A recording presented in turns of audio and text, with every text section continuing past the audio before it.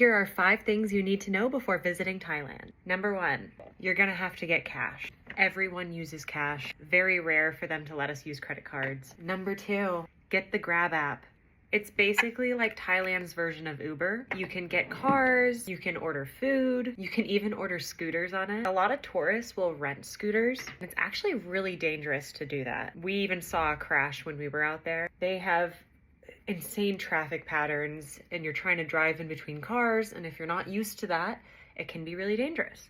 So I just recommend instead downloading the Grab app and ordering a scooter whenever you need to get anywhere. It was like $1 or $2 every single time.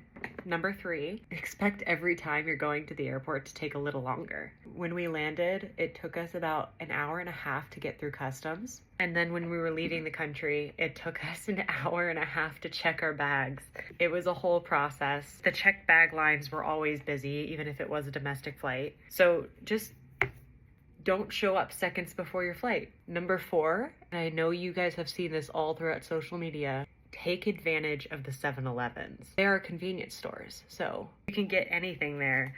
Groceries, breakfast, and I actually recommend getting breakfast there. They have these little toasties that are super tasty, and they'll heat them up in the store and hand them to you. There were a couple times we had breakfast at the hotel on this trip, and every single time the hotel breakfast was and way overpriced. I think we paid like $25 for a hotel breakfast one of the days.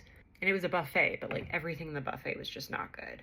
7-Eleven was like $1 for one of these toasties. Definitely worth it. You can see on socials all the different tips of combinations of drinks and fun things like that, things to try out. So just take advantage of the 7-Eleven while you're there. Number 5, and I kind of take this one personally. I bought this shawl for the trip because to get into temples, you have to dress appropriately. So we went to the Grand Palace with our shawls. They ended up telling us that the shawls didn't work.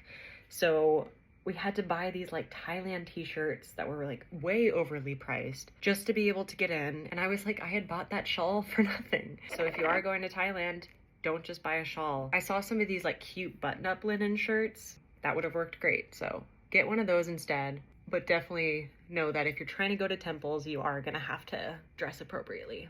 And that might mean you're buying some really expensive clothes last minute that you will never wear again. Anyway, I hope these tips helped. Let me know if you end up using them, and let me know in the comments if you have any additional tips that I might have left out. And feel free to follow as I post more about Thailand travel. Thank you for watching.